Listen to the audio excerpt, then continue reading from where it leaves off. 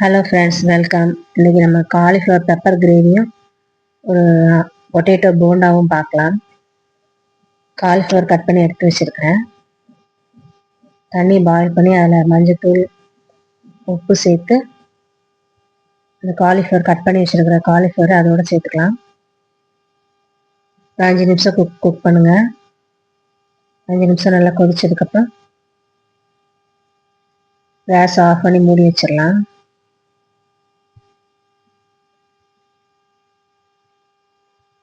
கொதிச்சிருச்சு. இப்போ நம்ம அடுப்பை ஆஃப் பண்ணிவிட்டு ஒரு 5 நிமிஷம் மூடி வைக்கலாம்.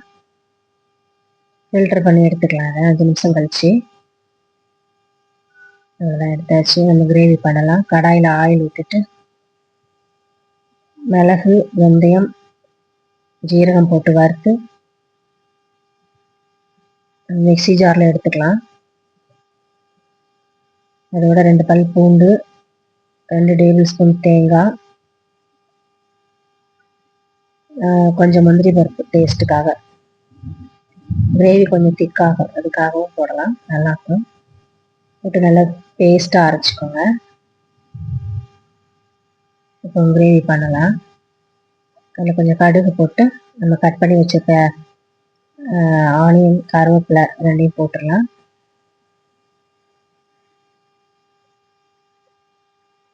கொஞ்சம் வதங்கினோடனே தக்காளி சேர்த்துடலாம். அதோட தக்காளி சேர்த்து வதக்கிட்டு கொஞ்சம் உப்பு போட்டு வதக்கலாம்.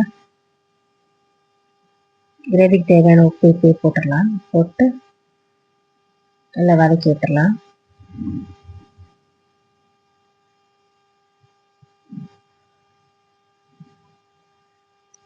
இதோட கொஞ்சம் மசாலா சேர்த்துக்கலாம். 1/4 ஸ்பூன் மஞ்சள் தூளும் 2 ஸ்பூன் குழம்பு மிளகாய் தூள் வச்சுருக்கிறேன், அதுவும் சேர்த்துக்கலாம்.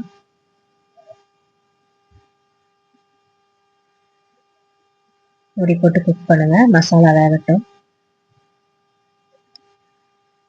இதோட நம்ம பாயில் பண்ணி வச்சிருக்கிற காலிஃப்ளவரை இதோட ஆட் பண்ணிடலாம். நல்லா மிக்ஸ் பண்ணி விட்டுக்கோங்க. எல்லாம் ஒன்று சேர்ந்து மசாலாலாம் வரணும். அதோட நம்ம அரைச்சி வச்சிருக்கிற தேங்காய், முந்திரி போட்டு அரைச்சி வச்சிருக்க பேஸ்ட் அதோட சேர்த்துட்டு ஒரு கிளாஸ் தண்ணி அதிலே ஊற்றி கழுவி ஊற்றிடலாம்.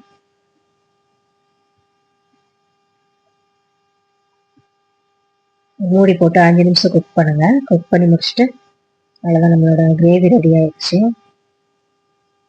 இது நல்லா டேஸ்டாக இருக்கும். பெப்பர் வாசனையோட இட்லி, தோசை இதுக்கு கூட சாப்பிட்லாம். சாதத்துக்கு ஊற்றி சாப்பிட்லாம், பூரிக்கு சாப்பிட்லாம், நல்லாயிருக்கும். இப்போ நம்ம போண்டா பார்க்கலாம். ஒரு 4 டேபிள் ஸ்பூன் கடலை மாவு, 2 டேபிள் ஸ்பூன் அரிசி மாவு, அதோட உப்பு, காஷ்மீரி மிளகாய் தூள் போடுங்க. நான் கலர் எதுவும் சேர்க்கலை. காஷ்மீரி மிளகாய் தூள் 1 ஸ்பூன் போட்டுக்கோங்க. கறி மசாலா ஒரு 1/2 ஸ்பூன் போட்டுக்கோங்க. அதோட கொஞ்சம் சோடா மாவு ஒரு பிஞ்ச் சேர்த்துக்கோங்க. பெருங்காயம் எல்லாம் சேர்த்துட்டு கொஞ்சம் ஜீரகம் சேர்த்துட்டு தண்ணி ஊற்றி மிக்ஸ் பண்ணிக்கோங்க. இந்த போண்டா பதத்துக்கு மிக்ஸ் பண்ணிக்கோங்க. ரொம்ப தண்ணியாக இருக்க வேண்டாம். குக்கரில் உருளைக்கிழங்கு வேக வச்சுக்கலாம். ஒரு கேரட் துருவி எடுத்து வச்சுக்கலாம்.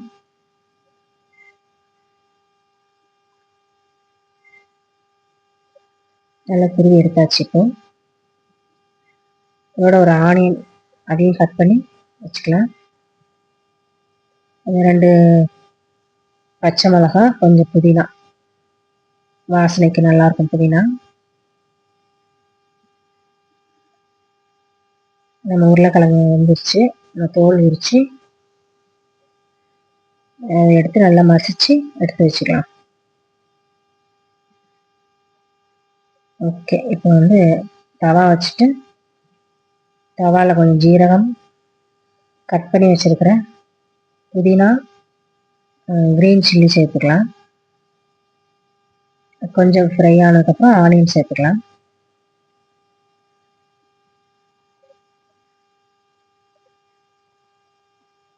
அதோட நம்ம ஆனியன் கொஞ்சம் வதங்கினோடனே துருவி வச்சிருக்கிற கேரட் அதையும் போட்டு உப்பு போட்டு மிக்ஸ் பண்ணிக்கலாம்.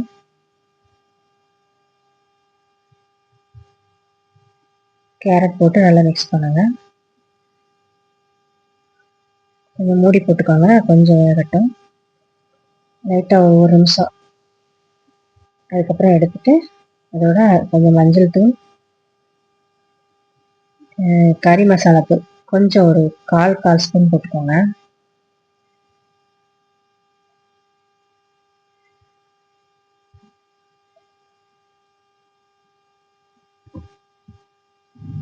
போட்டுட்டு நல்லா மிக்ஸ் பண்ணிவிடுங்க.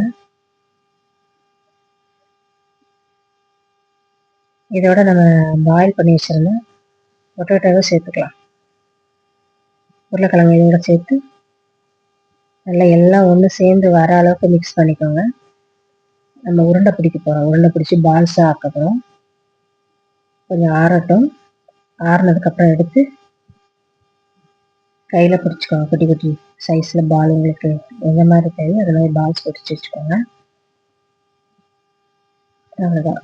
நம்ம மாவு மிக்ஸ் பண்ணி வச்சுருக்கோம்ல, அதில் முக்கி ஆயிலில் போட்டு பொரிச்சு எடுத்துக்கலாம்.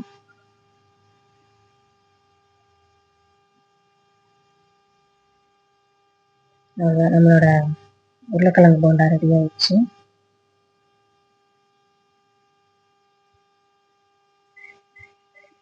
நல்லா எண்ணெய் வடிட்டு எடுத்து வச்சுட்டு நம்ம சாதத்தோடு சாப்பிட்லான்னு. சப்பாத்தி தோசை கூட சாப்பிட்லாம், பூரி சாப்பிட்லாம், எது கூடனாலும் மேட்ச் ஆகும் அந்த கிரேவி. ஓகே ஃப்ரெண்ட்ஸ், செஞ்சு சாப்பிட்டு பார்த்துட்டு சொல்லுங்கள் எப்படி இருக்குன்னு கமெண்டில்.